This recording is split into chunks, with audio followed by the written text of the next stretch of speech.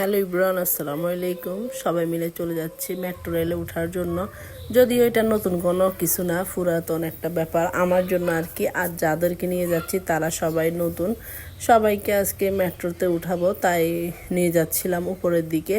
আর যেহেতু আমার আপু অসুস্থ ছিল, তার হাঁটাচলা করারও একটু দরকার ছিল, যেহেতু ডায়াবেটিসটা একটু বেশি ছিল, তাই ওনাকে একটু হাঁটাচ্ছিলাম।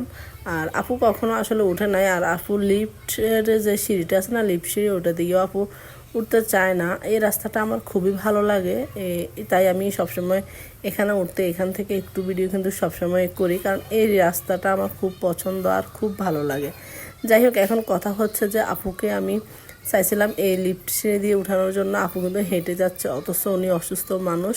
চাইছিলাম এখানে উঠাইতে, আপু উঠতে চায় নাই, ও আমার আগে হেঁটে চলে গেছে। এখন চলে আসছি সিরিয়াল ধরার জন্য, কারণ সিরিয়াল না ধরলে তার টিকিট কাটা সম্ভব নয়, তাই সিরিয়ালে দাঁড়াই গেছি। মানুষে বলে না শান্তি কোথাও নাই। আসলে বাসা বাড়িতে ঝড়গা হয়, যেখানে যায় সেখানে ঝড়গা হয়। এখানে আসছি, এখানেও ঝড়গা টিকিট কাটা নিয়ে। এখন সবার ঝড়গাঝাঁটি দেখতেছি। আর যেহেতু আপনাদেরকে শোনাইতে পারতেছি না, আমি নিজে শুনতেছি আর ভিডিও করতেছি। ঝড়গা জিনিসটা আসলে যেখানে যায় মনে হয় যে সেখানেই লেগে থাকে। ঝড়গা ছাড়া দুনিয়াতে আর কিচ্ছু নেই।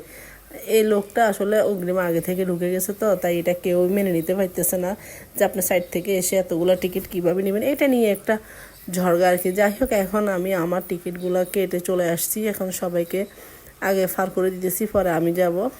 সবাইকে আগে ফার করে দিলাম উপরে যাওয়ার জন্য। এখন বক্স লিফট আছে, আমরা বক্স লিফটে করে উপরে চলে যাব।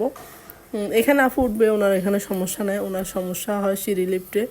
এখন আমরা সবাই এখান দিয়ে উপরে চলে যাব। দেখেন, হসপিটাল থেকে আসছি তো, তাই হসপিটালের সব ফাইল টাইল আমাদের হাতে।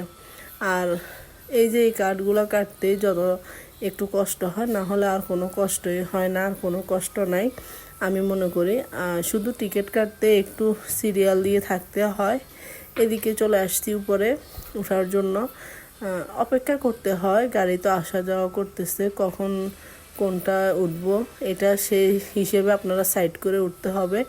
যেহেতু আমরা একটু ঘোরার জন্য উঠছি, শাহবাগ যাব, তাই আমরা কারণ বাজার থেকে শাহবাগে যাওয়ার জন্য এ সাইডটায় উঠে পড়ছি। আসলে আমরা যতবারে উঠছি কখনো বসার মতো কোনো সুযোগ পাই না, কিন্তু দেখেন আমার আফুর ভাগ্য কত ভালো, সে বসে আছে। যাই হোক, উনি অসুস্থ, ওনার বসাটাই জরুরি, আমাদের বসাটাই এত জরুরি না।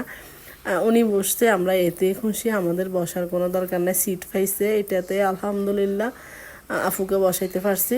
আর দেখেন, উপর থেকে নিচের ভিউটা কিন্তু অনেক সুন্দর, যদিও আমি মানুষের ভিড়ের ভিতরে দেখাইতে পারতেছি না, না হলে অবশ্যই একটু দেখাতাম। এখন আমরা শাহবাগ চলে আসছি। শাহবাগ আসার পরে কিন্তু এখান থেকে আবার টিকিট নিয়ে আমরা আবার কারণ বাজারের কাউন্টারে যাব। আসলে কষ্ট আছে, যত সহজ মনে হয় সব কিছু কিন্তু এত সহজ না। আমরা এখন এখান থেকে আবার টিকিট নিয়ে তারপরে আবার আমরা বাসায় চলে যাব। বাসায় যাওয়ার জন্য এখন এখানে টিকিট কাটতে হবে সিরিয়াল ধরে। সবাই ভালো থাকবেন, সুস্থ থাকবেন।